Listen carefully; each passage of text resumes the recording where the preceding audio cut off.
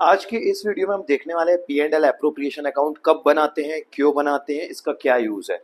सबसे पहले आपको याद होगा कि जब हम क्लास 11th में सोल प्रोप्राइटरशिप की अकाउंटिंग देखते थे तो उनके बिजनेस में सारे ट्रांजैक्शंस को हम याद रखने के लिए रिकॉर्ड करते थे।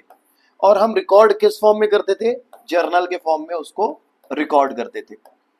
उसके बाद हमें जब इंडिविजुअल अकाउंट के बैलेंसेस पता करने होते थे तो हम क्या करते थे? Ledger posting. उसके लिए हम करते थे लेजर पोस्टिंग।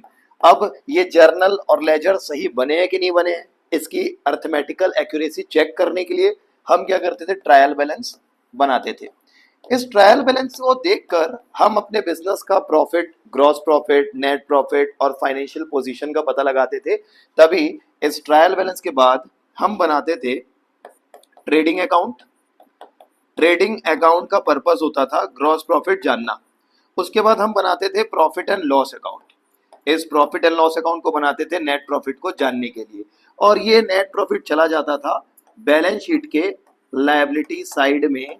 कैपिटल में हम इसको कर देते थे ऐड।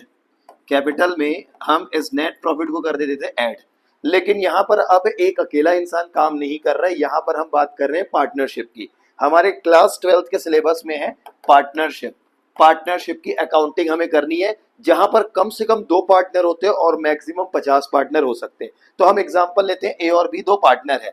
अब जब ये लोग मिल के काम कर रहे हैं और हमें जो फर्म में नेट प्रॉफिट पता चला, तो क्या ये नेट प्रॉफिट कोई एक जन रखेगा? यहाँ तो मालिक ओनर 2 लोग हैं, ए और बी। तो ये नेट प्रॉफिट किन में डिवाइड होगा? ए और बी दोनों में। तो बस ये नेट प्रॉफिट को बांटने के लिए, दोनों पार्टनर्स के बीच नेट प्रॉफिट बांटने के लिए हम क्या करते हैं? प्रॉफिट एंड लॉस अकाउंट के बाद एक नया अकाउंट बनाते हैं जिसको बोलते हैं profit and loss appropriation account. इस profit and loss appropriation account का काम होता है नेट प्रॉफिट को पार्टनर्स में बांटना, नेट प्रॉफिट को पार्टनर्स में डिवाइड करना, डिस्ट्रीब्यूट करना। चाहे वो हम इंटरेस्ट ऑन कैपिटल के थ्रू करें, चाहे पार्टनर्स को सैलरी दें, या प्रॉफिट को डायरेक्ट बांट दें पार्टनर्स के बीच में, या अपने फर्म के लिए, फ्यूचर के लिए हम कुछ रिजर्व साइड करके क्यों ना रखें।